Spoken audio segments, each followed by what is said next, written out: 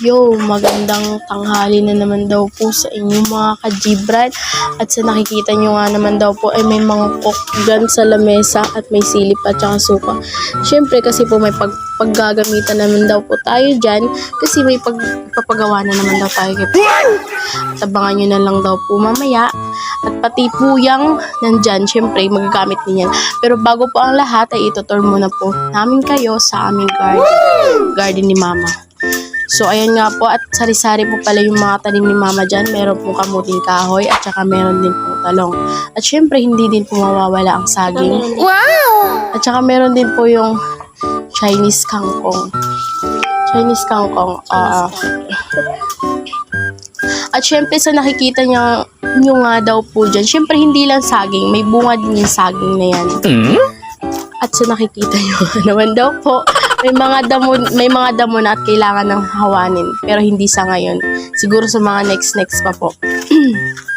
Ayan po yung saging ni Mama na may bunga na po, guys. Malapit na pong mahinog yan. Pero hindi pa po niya pinapakuha po sa amin. Kasi syempre gusto nga daw niya mahinog. Ayan. Mataba yan, guys. Kasi inaalagaan niya na maayos. Pati yung mga kamuting kahoy niya ay malalaking din. Pero need niya na talagang mahawanin. Pero hindi pa naman masyado mahaba yung mga niya, mga damo.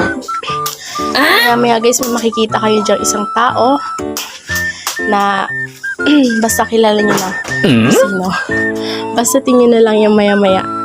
Ayan po yung mga kamuting kahoy ni Mama, tsaka may mga gabi din po, guys. At tsaka mga tangyad.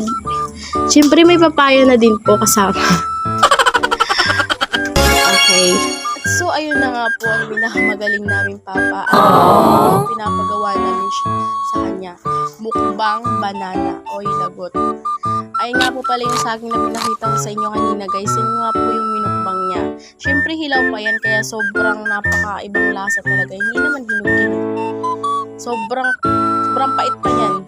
Pero syempre, wala siyang magagawa kasi pinilit nga po namin siya para mukbangin yan. Para po sa inyo. At syempre, habang kung kinakain yan, di syempre, dapat no reaction. Dapat plain lang yung mukha, walang halong, basta, ayan, no reaction nga daw, lunok na lunok talaga. So, ayan, magdadagdag pa po nga yun daw po. Wow! Syempre, grabe nga yun. Sobrang lakas nga naman kasi pati hilaw na saging kinain. Syempre, pag ako hindi ko nakain talaga yun. Kasi sobrang pait. Tsaka upload, guys. Upload sa imong dila. Syempre, ang kasunod po yan, guys, ay bawang. Bawang ang kasunod yan. Yung bawang, diba, medyo maraming ayaw sa bawang kasi sobrang anghang. Oh, no! Kasi Papa, hindi magpapakabog yan. Sasabay yan sa trending dito sa mundo. At dahil sobrang lakas niya, pati bawang kinain na rin. Siyempre, hindi pa tapos sa pagkain ng saging yan. Ayun. Ayun na yung bawang, guys. Nakikita niyo ba? Siyempre, bago niya kainin yung bawang, ay babalatan mo na yan. Alangan naman kainin yung bawang na may balat, diba?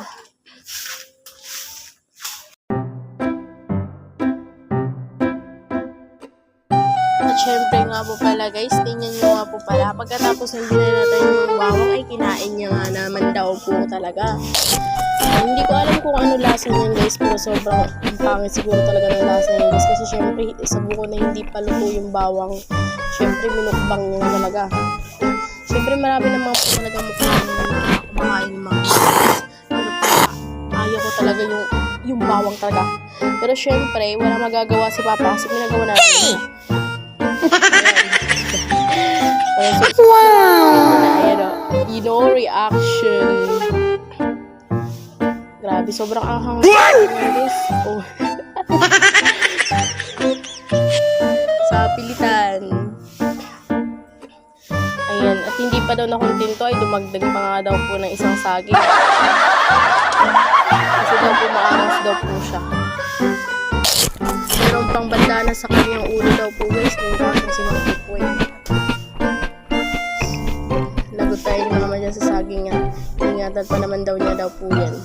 Pero wala na Papa ng hilaw.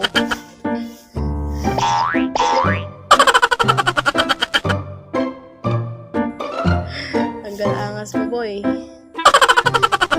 So, ayan guys.